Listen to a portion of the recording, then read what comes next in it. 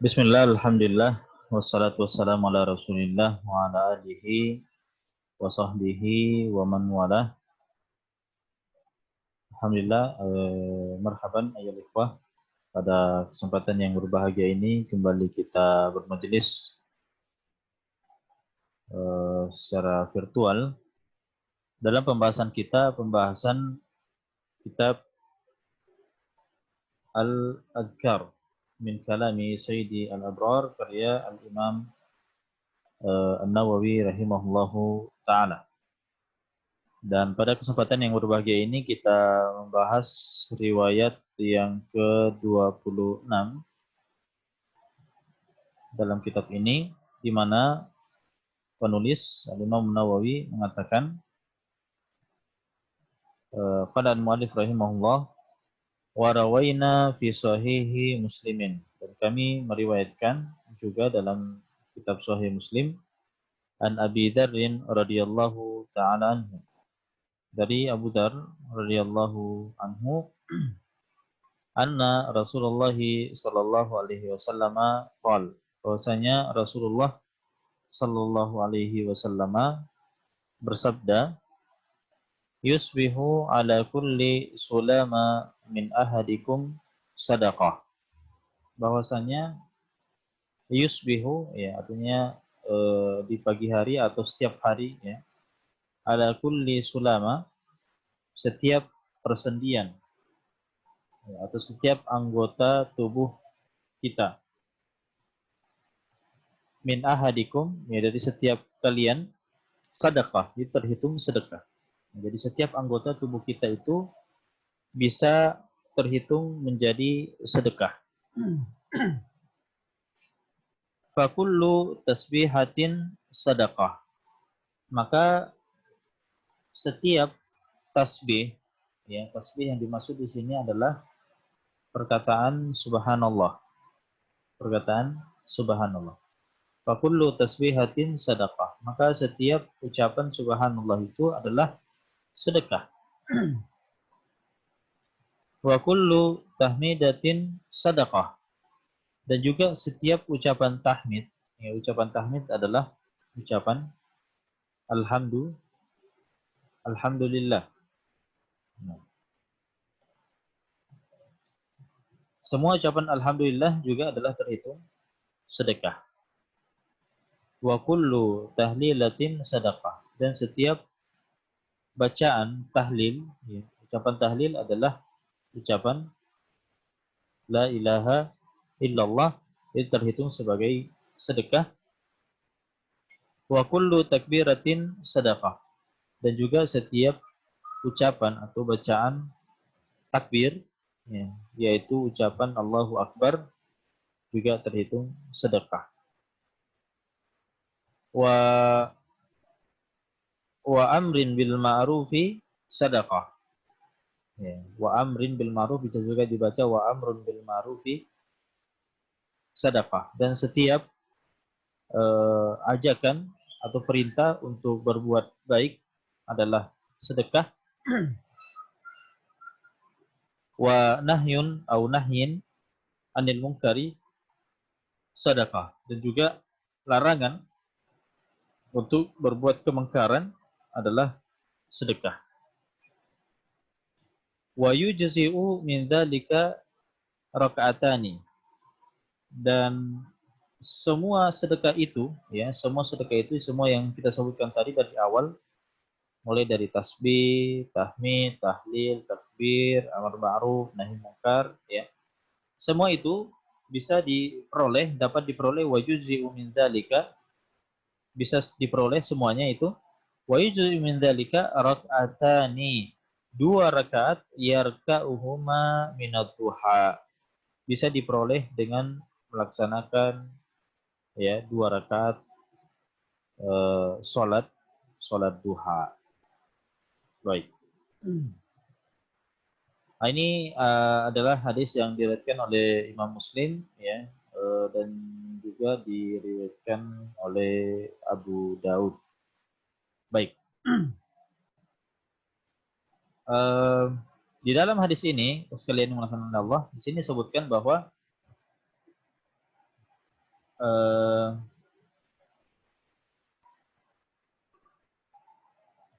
kalau kita perhatikan hadis tadi, ya, kalau kita perhatikan hadis tadi, di sini disebutkan bahwa wasakata fil hadithi an dzikri as-sadaqati al-haqiqiyah.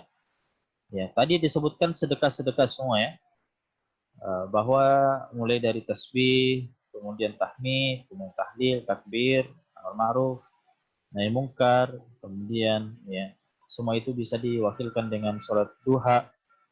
Mungkin ada yang bertanya, mana sedekah aslinya? Ya, semua itu tadi disebutkan sebagai sedekah. Mana sedekah aslinya? Ya, kita mengetahui bahwa sedekah asli ya mengeluarkan harta. Ya, nah, makanya disebut di sini sebutkan catatan wasakata fil hadithi an dzikri as-sadaqati al-haqiqiyah. Tidak disebutkan dalam hadis tadi sedekah atau hakikat daripada sedekah itu, ya. Sedekah yang jika disebut maka ya, yang kita pahami adalah itu, yaitu ikhraju ba'dil mal, ya, mengeluarkan sebagian daripada harta. Ya. Nah, apa alasannya kira-kira? Ya, di sini disebutkan liwuduhiha. Liwuduhiha. Itu sebab karena sedekah itu kalau disebutkan, ya, maka yang menjadi perhatian kita, ya, yang menjadi awal kali yang kita ingat adalah perbuatan itu, ya, adalah perbuatan itu mengeluarkan sebagian daripada harta. Artinya tidak disebutkan karena itu sudah jelas, ya, itu sudah jelas tanpa disebutkan sedekah secara sedekah itu secara uh, teks, ya, tanpa disebutkan itu pun ya kita sudah pahami bahwa ya bahwa apa namanya itu sudah termasuk, ya. Nah, di sini sebutkan bi khilafi ma dzakarahu fil khabar. Berbeda dengan apa yang disebutkan di dalam hadis, ya. Berbeda dengan apa yang disebutkan di dalam hadis. Fa inna fi tasmiyatihi bis sadaqati, ya.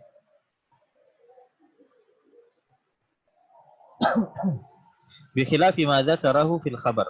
Berbeda dengan apa yang disebutkan dalam hadis tadi. Fa inna fi tasmiyati bis sadaqah, ya. Karena semua amalan-amalan tadi ketika disebutkan sebagai sedekah, ya, wa izaihi anis sadaqati al haqiqiyatil al mutabadir iradatuha, ya, min zahiri al khabari khafaan, berbeda dengan amalan-amalan tadi, ya, semuanya disebutkan sebagai sedekah, ya, dan mewakili sedekah yang asli, ya, yang sebetulnya lebih yang merupakan apa namanya asli daripada makna kata itu. Kenapa? Apa hikmah di balik penyebutan amalan-amalan ini, di balik daripada sedekah yang asli itu? Apa kira-kira? Fayu'khadhu minhu anna lisadaqati itlaqaini. Nah, maka pelajaran yang kita bisa ambil pertama bahwa penamaan sedekah itu, ya, atau ya penamaan sedekah itu bisa dikenal, ya, itlaqain, bisa disebut atau bisa dimaknai dengan dua makna itu, ya. Bisa dimaknai dengan dua makna itu. Artinya ketika disebutkan sedekah, maka ada makna aslinya, ya, ada makna aslinya, itulah sedekah hakiki, ya. Dan mungkin ada, ya, mungkin kalau kita sebutkan ada makna majasnya, ya, ada makna majasnya. Jadi ada makna hakiki, ada makna majas, yaitu ya amalan-amalan yang disebutkan tadi. Kemudian thumma laysa al-muradu min al-hadithi hasru anwa'i sadaqati bil ma'na al-a'am fima dzukira fihi. Mungkin ada yang bertanya bahwa kalau begitu, kalau memang misalnya ada makna sedekah yang sifatnya khusus, yaitu sifat yaitu makna aslinya dengan mengeluarkan sebagian daripada harta, berarti apa yang disebutkan di dalam hadis tadi itu adalah makna umum, ya, makna majas, makna umum. Dan di dalam hadis tadi disebutkan beberapa jenis sedekah, ya, dari dengan makna umum, ya, berawal dari, ya, bertasbih, ya, mengucap subhanallah, alhamdulillah, la ilaha illallah, wallahu akbar.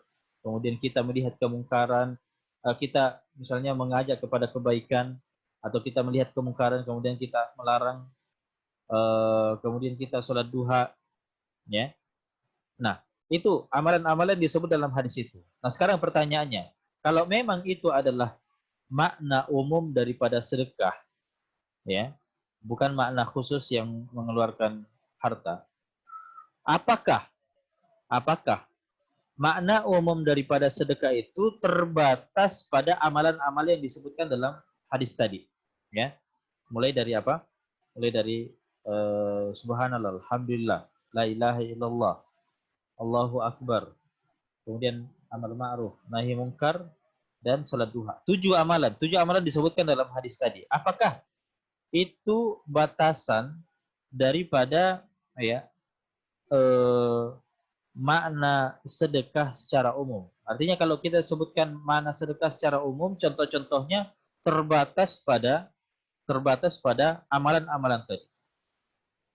Ya. Apakah seperti itu? Apakah dipahami seperti itu? Ya, maka disinilah penulis menjelaskan kepada kita bahwa laisal muradu minal hadisi hasru anwa'i sadaqati bil ma'nal a'am fi ma dzukira fihi. Ya, itu bukan pembatasan, ya. Jadi makna sedekah secara umum dengan amalan atau 7 amalan yang ada di dalam hadis tadi itu bukan pembatasan, ya. Bukan pembatasan. Artinya bukan cuma 7, banyak, ya. Banyak amalan-amalan yang lainnya yang juga bisa masuk pada makna sedekah, ya. Akan tetapi disebutkan 7 amalan tadi itu, ya, bal at-tanbihu bihi ala ma baqiya minha, ya. Bahwa yang disebutkan dalam hadis tadi itu adalah at-tanbih, dia adalah apa namanya, peringatan, ya, peringatan atau peringatan atau yang lebih ditekankan dibandingkan amalan-amalan yang lainnya. Ya.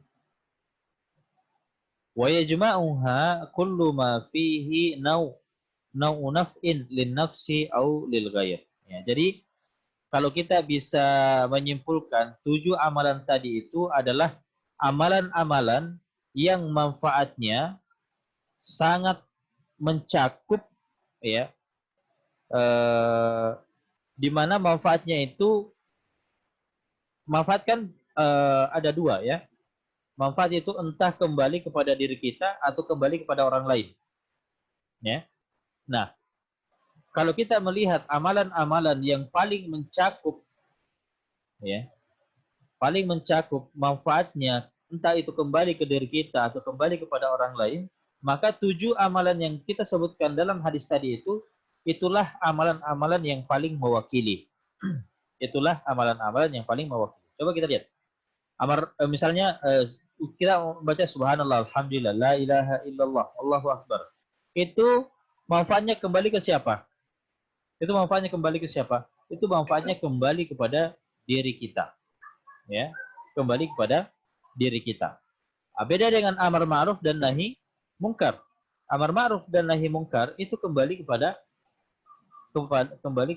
orang lain, ya.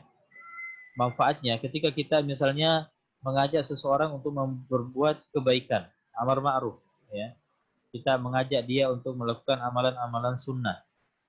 Maka manfaatnya itu, ya, juga kembali kepada diri kita dan akan kembali kepada orang lain, dirasakan oleh orang lain. Begitu juga dengan nahi mungkar, ya.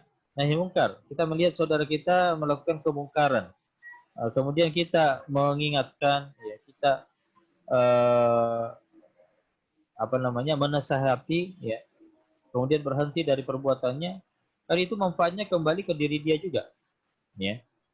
Artinya seseorang yang batal melakukan kemungkaran, ketika kita ingatkan, ya, tidak ada ruginya, tidak ada ruginya. Justru dia akan eh, justru kalau dia melakukan perbuatan mungkar itu akan merugikan dirinya, dan kita menghalangi seseorang atau menjadi sebab seseorang itu tidak terjatuh dalam kerugian, itulah manfaat, ya.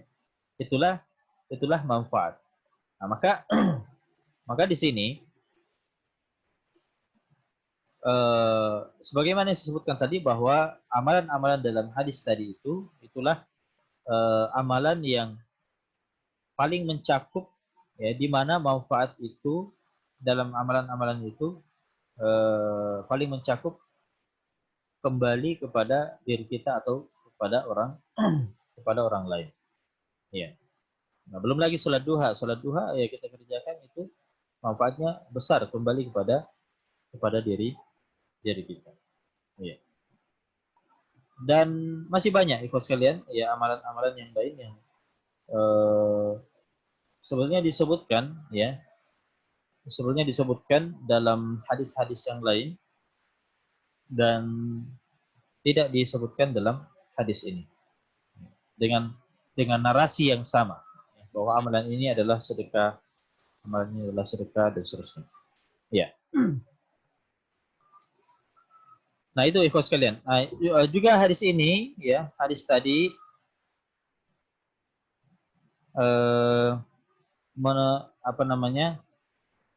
menjadi salah satu bukti, ya,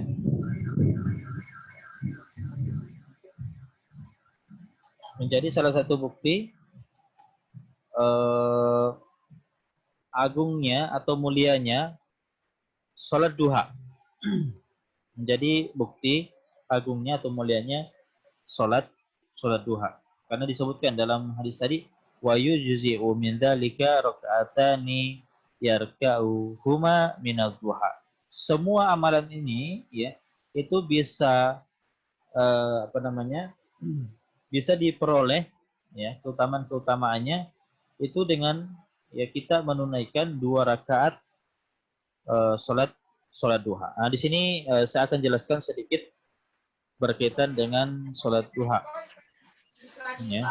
Sedikit saya akan jelaskan berkaitan dengan sholat duha.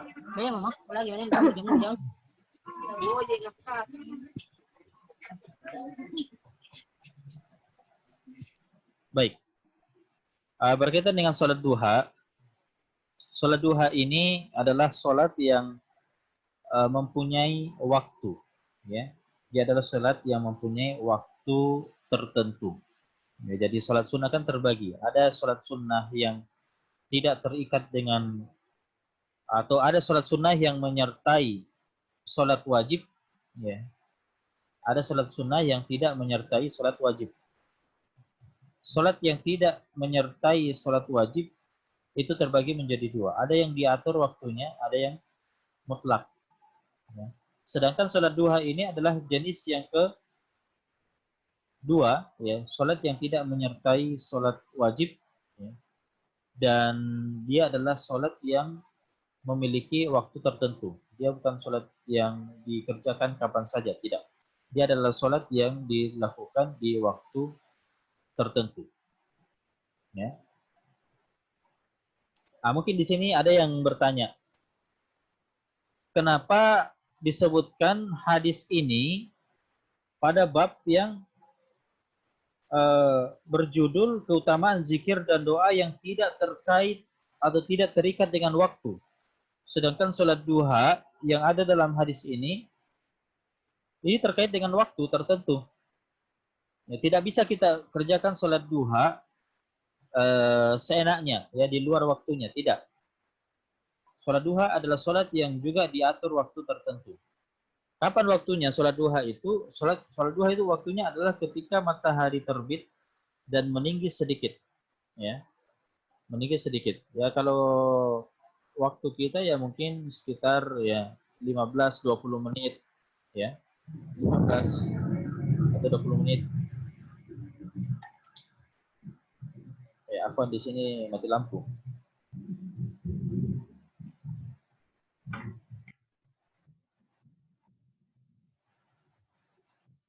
Ya.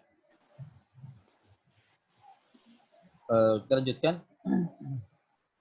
Jadi itu waktu salat duha, ya, ketika matahari itu sudah mulai agak meninggi, ya. Nah, itu waktu salat duha.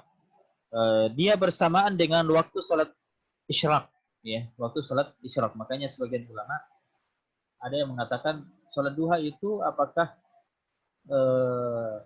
sama dengan salat isyraq, artinya salat yang satu atau dia adalah salat yang berbeda. Ya. Salat yang sama atau salat yang berbeda. Nah, di sini ada dua perbedaan pendapat para ulama, tapi dalam mazhab Syafi'i sendiri ya disebutkan bahwa salat duha ini ya berbeda dengan salat isyraq.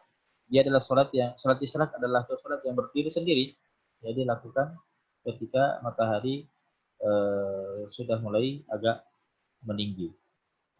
Ya. Intinya itu waktu awal salat duha. Artinya tidak bisa salat duha atau tidak dikatakan salat duha jika dilakukan sebelumnya. Ya. Belum dikatakan salat duha jika sebelum matahari terbit agak meninggi sedikit, itu belum dikatakan salat duha. Itu waktu masuknya. Waktu keluarnya kapan? Ketika ya masuknya waktu zuhur. Ya, ketika masuknya waktu zuhur itu adalah batas akhir daripada pelaksanaan salat duha. Ya, ketika masuk waktu zuhur. Ya, itu ketika matahari itu sudah mulai tergelincir. Ya, waktu istilahnya waktu zawal. Nah, itu batas akhir daripada pelaksanaan salat duha. Maka kapanpun salat duha itu dilakukan, tapi di dalam waktunya itu, ya artinya setelah matahari terbit dan meninggi sedikit, ya sampai pada waktu masuknya salat zuhur, maka semua waktu itu boleh dimanfaatkan untuk salat duha, ya, untuk salat duha. Kemudian pelaksanaannya ya salat duha dilakukan secara 2 rakaat, 2 rakaat. Ya, pelaksananya 2 rakaat, 2 rakaat.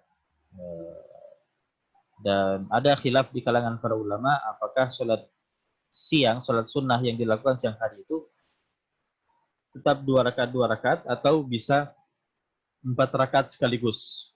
Ya, tapi salat duha ini adalah salat yang 2 rakaat juga, ya 2 rakaat, 2 rakaat. Di mana batas maksimalnya juga ada perbedaan pendapat ulama di dalamnya. Ya, ada yang mengatakan dia sama dengan salat malam yang tidak dibatasi jumlah tertentu. Pokoknya mau salat duha ya sebanyak mungkin bisa. Nah, ini salah satu pendapat. Pendapat yang lain mengatakan bahwa maksimal salat duha, dan ini adalah mazhab Syafi'i, mengatakan bahwa salat duha maksimalnya adalah 12 rakaat.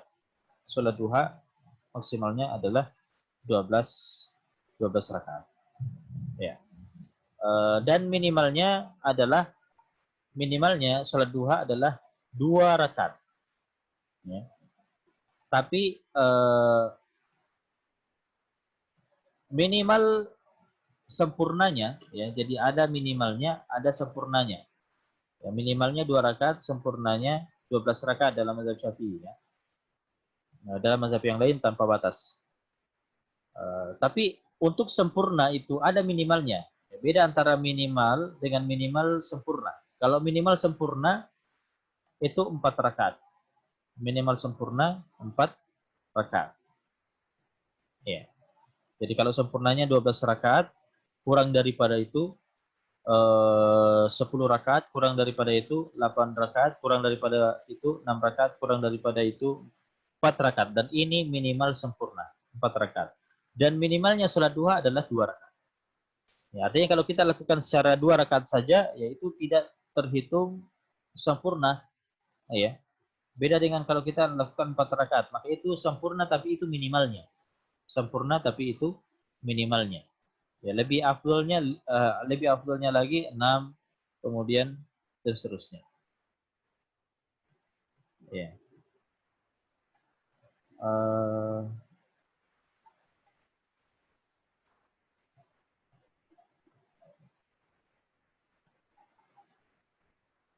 Ini ada batasan juga ya?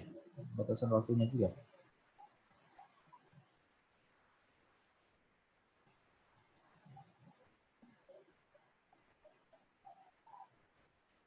Baik. Kita lanjutkan saja.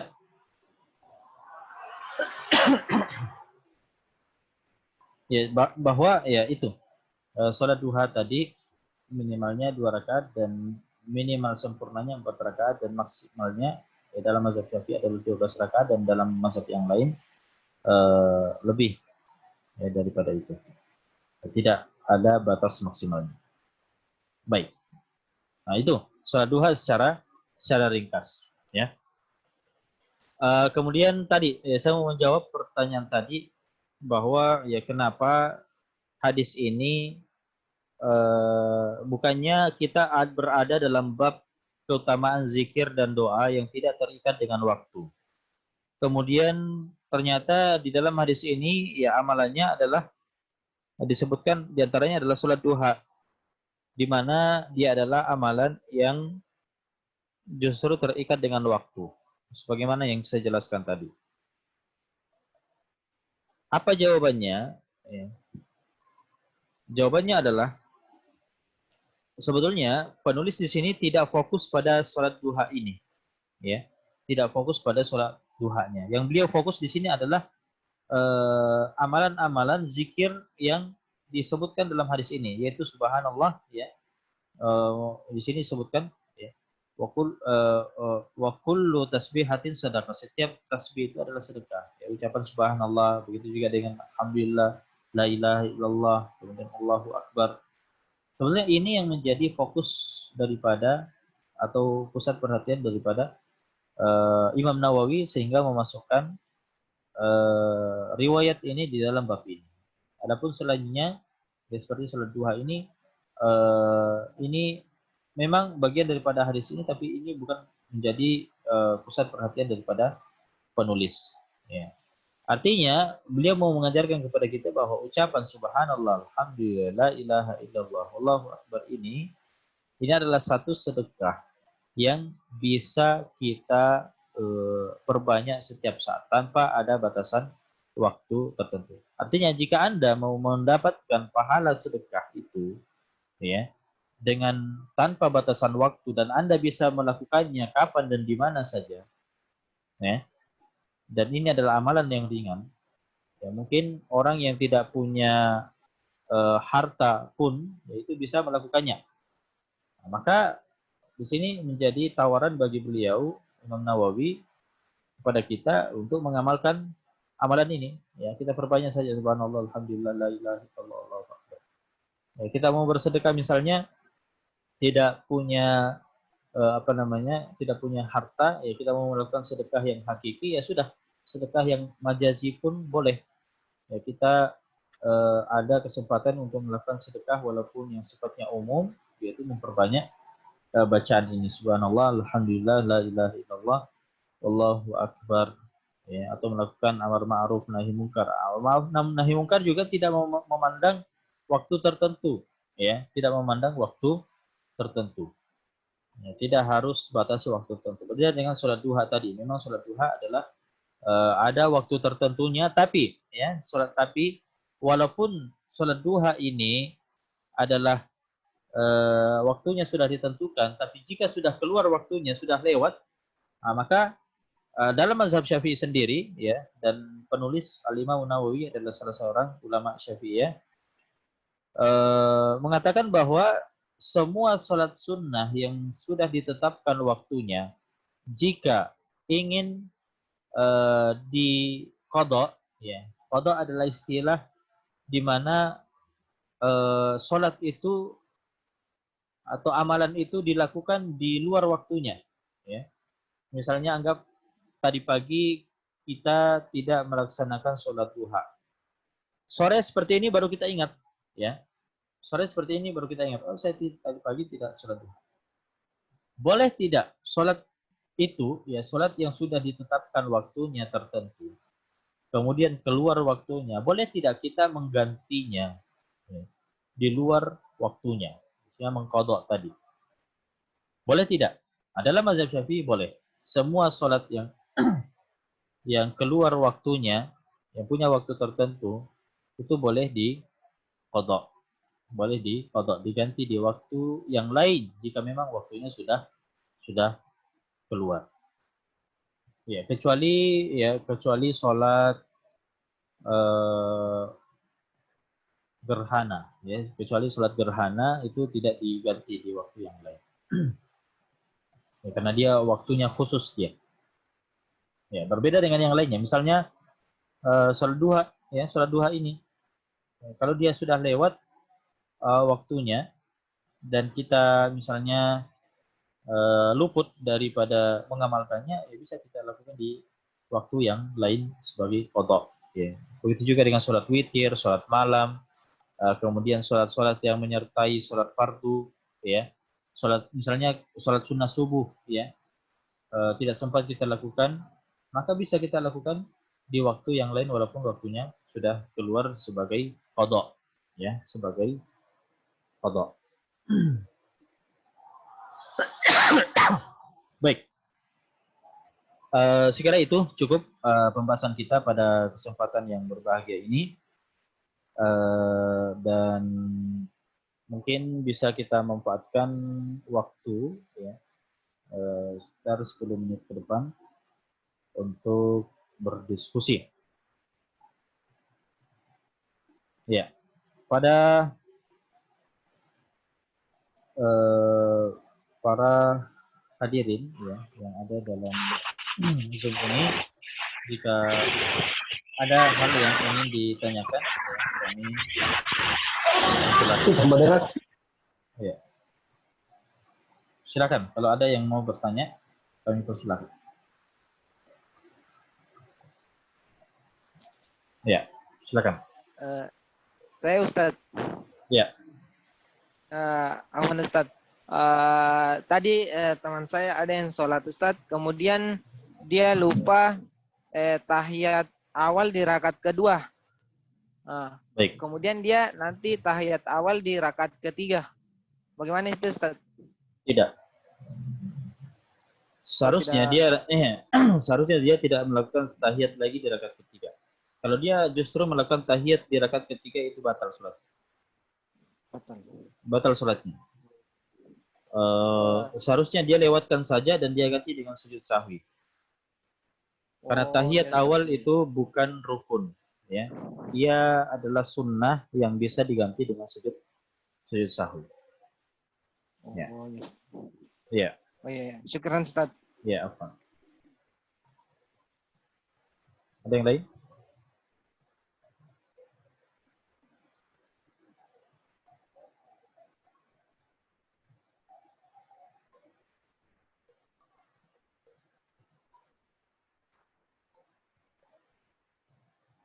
Ada yang lain?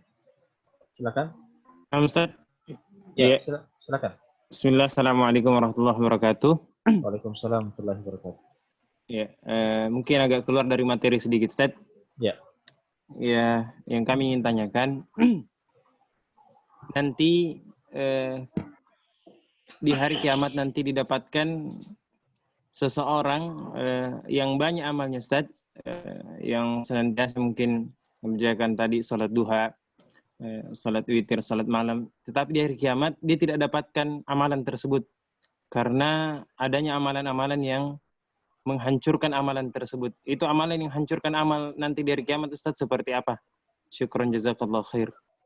Ya, banyak amalan-amalan yang bisa menggugurkan ya amalan seseorang. Ya. Ya, diantaranya adalah ya, yang paling berbahaya adalah murtad. Ya. Kalau misalnya dia murtad dan dia meninggal dunia, sudah habis amalannya. Ya, begitu juga dengan melakukan kesyirikan, ya. Melakukan kesyirikan, dan dia meninggal di atas kesyirikan tersebut, maka juga akan terhapus semua amalannya.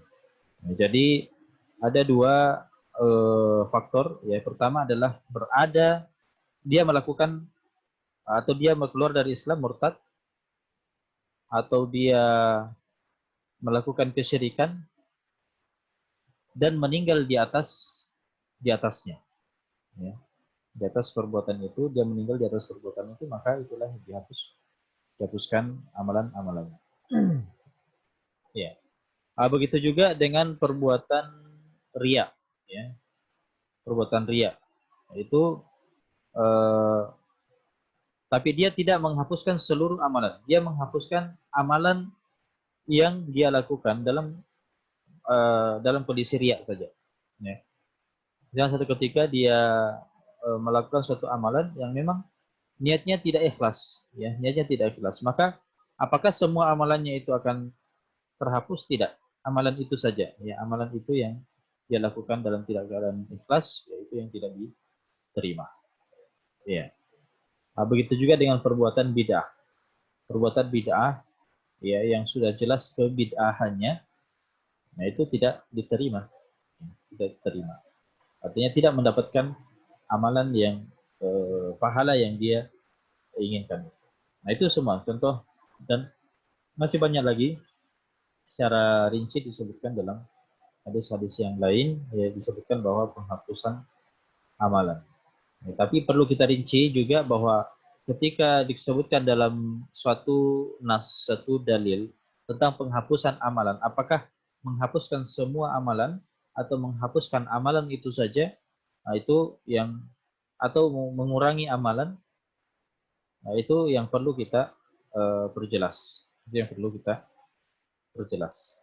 Ya. Baik. Nah, Ustaz, syukur Ya. jazakallah khair. Jazakallah khair. Ada yang lain?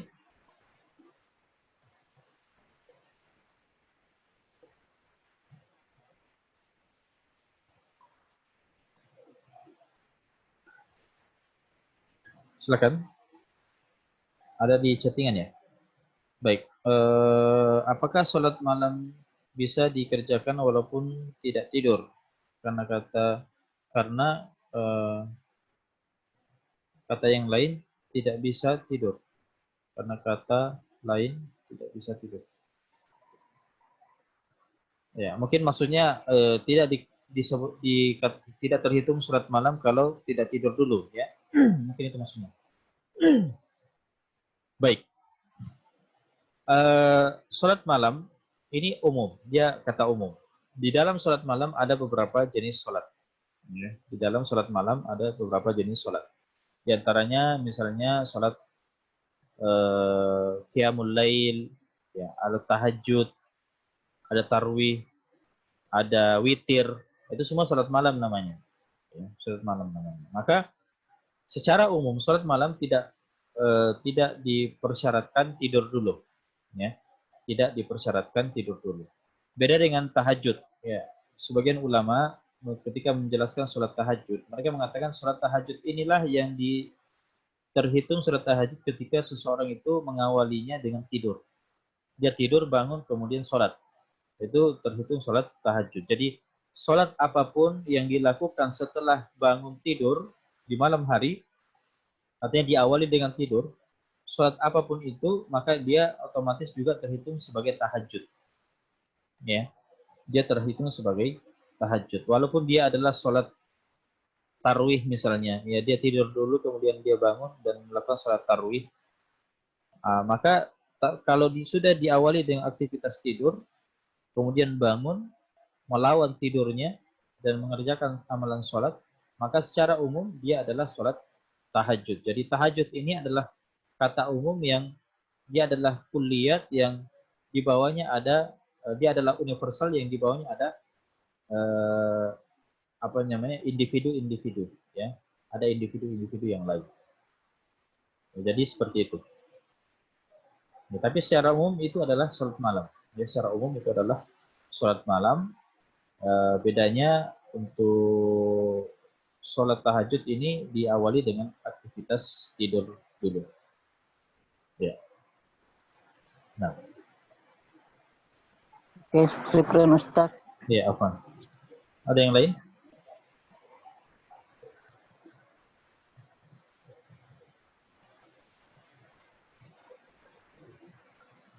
Baik, kalau tidak ada lagi kita cukupkan sampai di sini.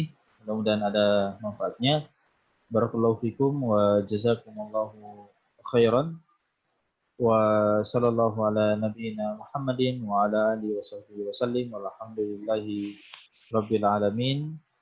Assalamualaikum warahmatullahi wabarakatuh. Waalaikumsalam warahmatullahi Assalamualaikum